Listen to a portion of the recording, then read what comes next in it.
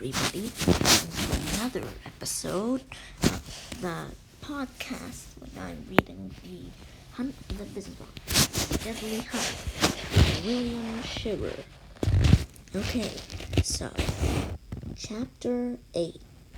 The British Attack the Wrong Ship. So intense was the Bismarck anti-aircraft fire that the Catalina quickly ducked into the clouds to escape being blown to pieces. When it came out again, it could find no trace of the German battleship. The Bismarck was again lost, but this time she was not lost for long. Half an hour later, one of the reconnaissance planes from the Ark Royal sighted her. The pilot mistook her for a cruiser and reported her as such to his carrier.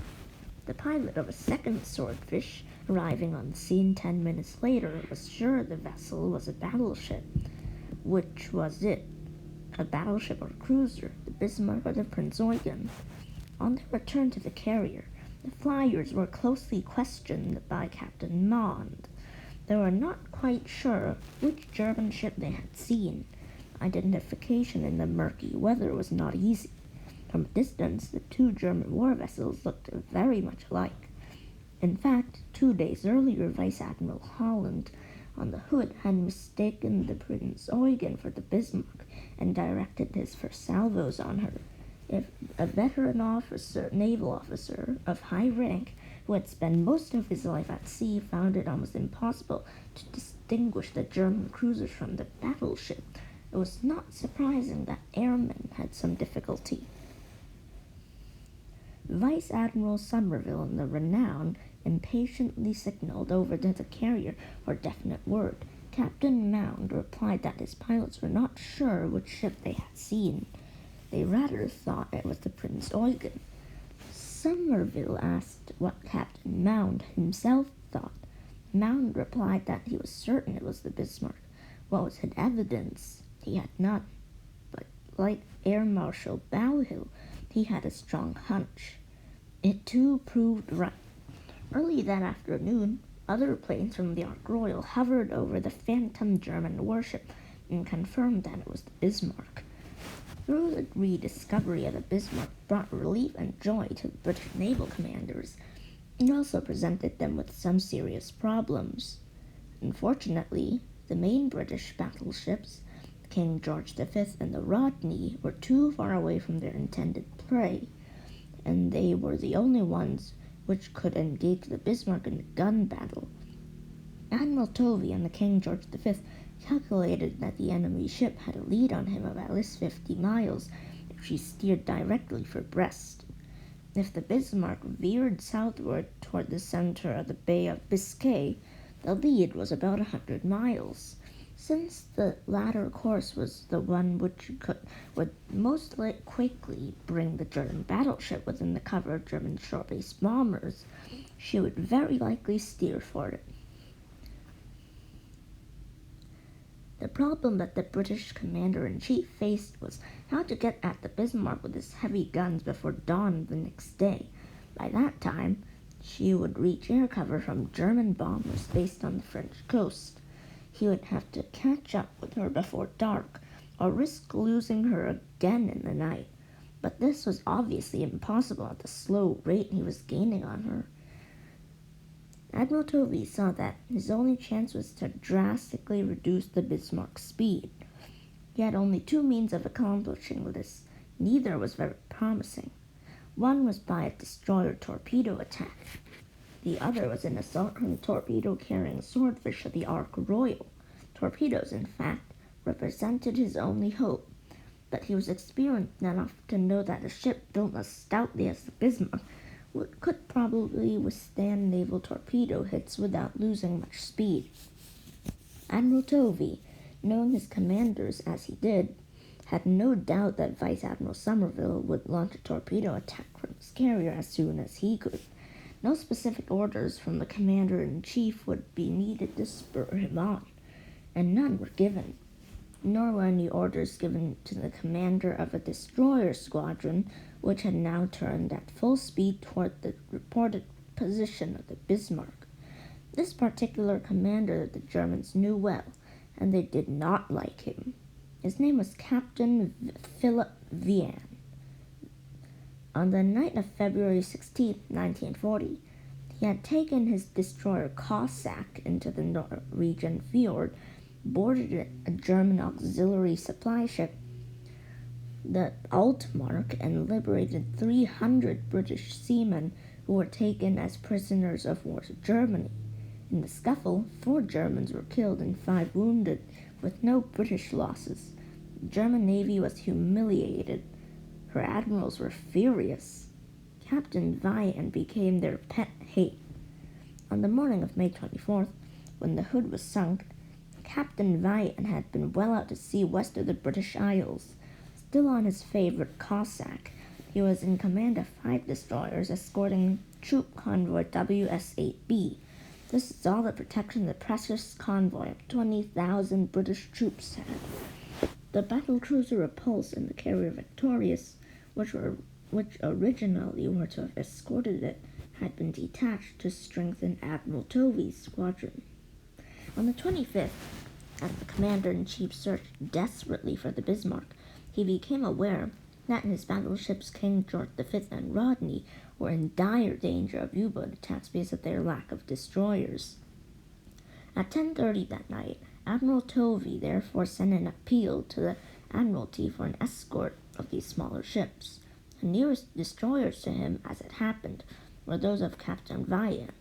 Had the Admiralty risked detaching them from a troop convoy and sending them to protect Sir John's 2 battleships? If this were done, the convoy would be sitting ducks for a single German submarine. 20,000 British troops might be drowned in an hour. It was a hard decision to make, but it was made. Captain Vayne was ordered to leave the convoy and steam at full speed north for the British battleships. Some 300 miles away, he began to dash at 2 a.m. on May 26th, when he heard just before noon that the Catalina had sighted an enemy battleship. The captain was somehow sure that she must be the Bismarck. At that moment, he was only about 3 hours fast-traveling time from meeting with Admiral Tovey's battleships. Without waiting for fresh orders, indeed a violation of his standing orders, to make a junction with Sir John's ships, Captain Vayne turned around and dashed off at full speed through heavy seas with his 5 destroyers toward the enemy. He knew he could get to the Bismarck well ahead of the King George V and Rodney. With luck, he might slow it down for them with his torpedoes.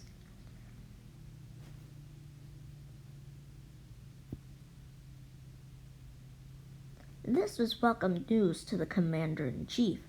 He knew that everything depended on the success of the planes in slowing up the enemy.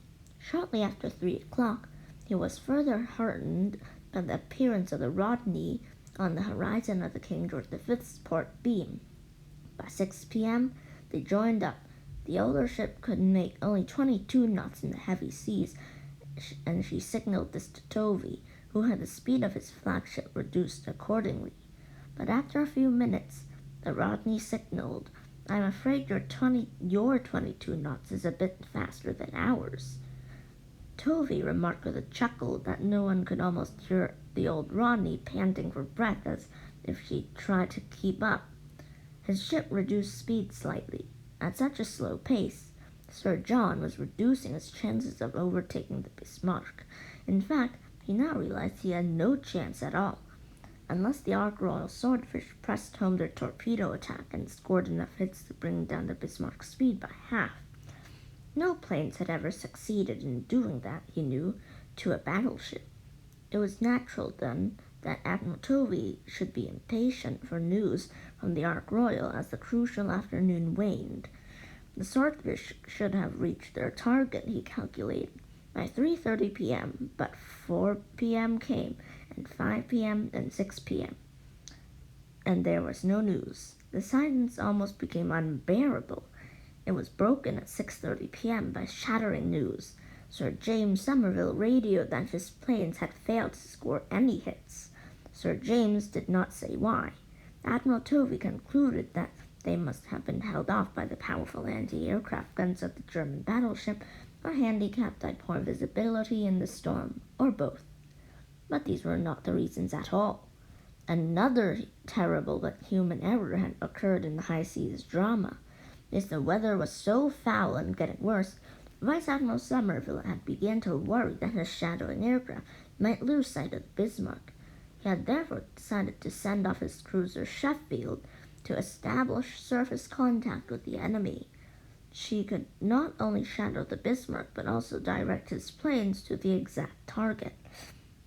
So at 1:30 p.m., the Sheffield left Force H and made at high speed toward the German battleship. Watchers on the Ark Royal, busy landing their scouting planes and preparing for the big takeoff at 2:50 p.m., did not notice the cruiser slipping away. Somerville radioed the carrier of his action, and the coded message was received, but it was not immediately deciphered. The cipher staff on the Ark Royal was too busy at the moment decoding a stream of radio messages from the carrier's own planes shadowing the Bismarck. In the meantime, the Swordfish, flying blind through cloud and mist, had spotted a ship on their radar in the approximate position of the Bismarck. Since they had been told that the German battleship would be alone and no British vessels were in the immediate vicinity, they dived to attack. Roaring down on the clouds, they clearly sighted their target and closed in. Perhaps they should have recognized that it was the Sheffield. For months, they had been making dummy attacks on their training in the Mediterranean, but in the heart of the impending battle and in bad visibility, they did not recognize her. They began skimming over the waves toward her to launch torpedoes. At that precise moment, back on the Ark Royal, a signal officer was racing as fast as his legs could carry him on the lurching ship to the cabin of Captain Mound. The message from the Vice Admiral about the Sheffield had just been decoded. The captain hurriedly read it.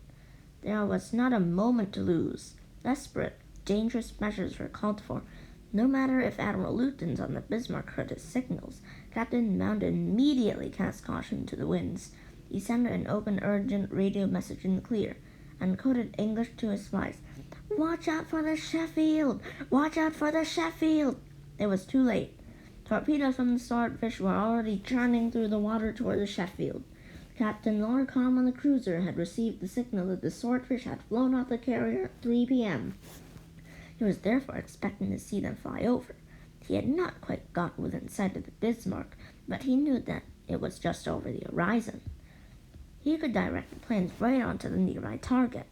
But to his amazement, the British planes, when he got first sight of them, were diving straight down at him.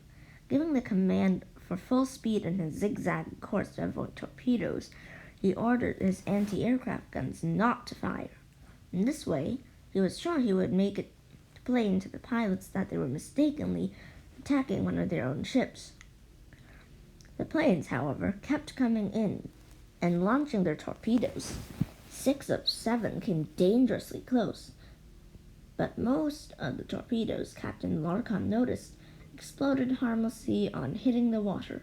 This discovery, ironically, was to play a vital role in the drama before the long day was over.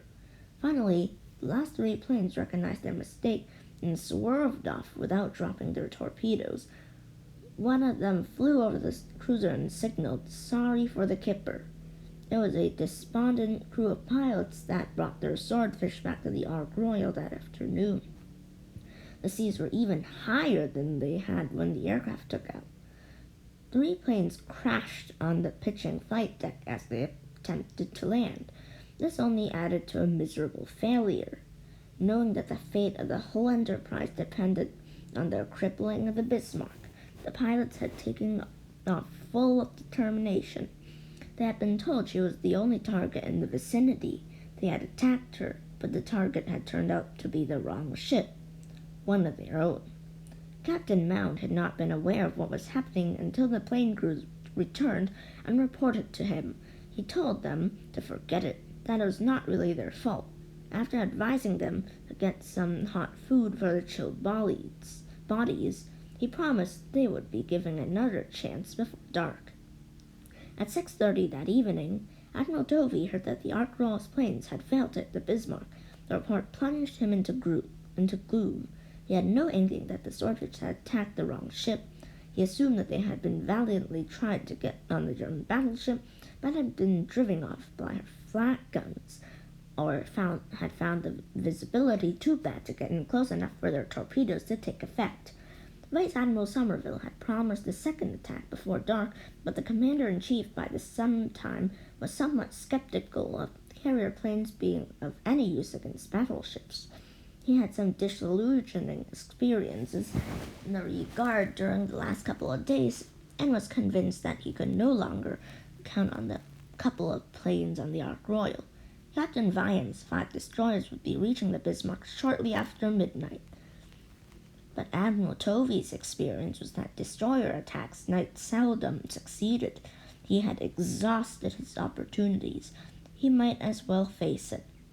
He had lost the race.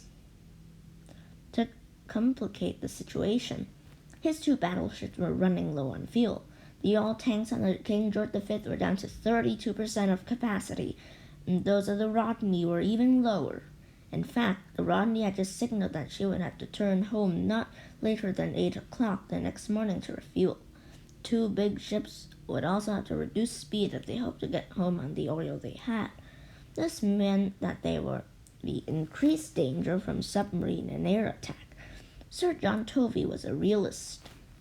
In addition to facing the abandonment of the chase of the Bismarck, galling as that was, he had to consider the risk of losing the King George V and the Rodney because of reduced speed on the way home. The Hood was sunk, the Prince of Wales crippled. His flagship was the only ship left in the British Navy which could stand up to the Bismarck in speed and gunpowder. In a few minutes, Tovey knew the Germans would have the Bismarck's sister ship, the Tirpitz, ready for action. As commander-in-chief, he could not risk so weakening the British home fleet as to give the Germans complete superiority in vast, heavy ships. He must preserve the King George V at any cost. The future demanded it.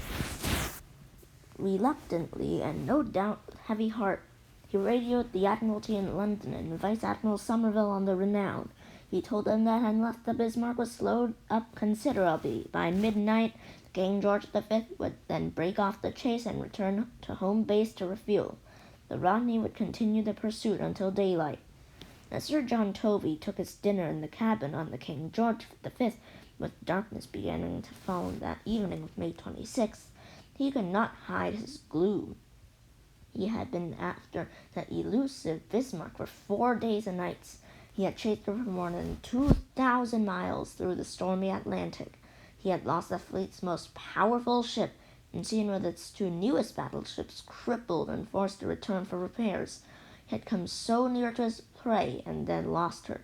And because of a schoolboy's mistaken arithmetic, after 2 radio direction bearings had relocated her, he had sailed off in the wrong direction and fallen behind in the chase. Now, when he was only 100 miles from the enemy, he must abandon the pursuit because of a shortage of oil. He must admit failure and defeat. Now could Sir John prevent his discouragement from spreading to the crew of his flagship. It was a dark, bitter hour for all of them. They could not know that out of the gathering night and the storm, fortune at that very moment was beginning, at last, to smile on them.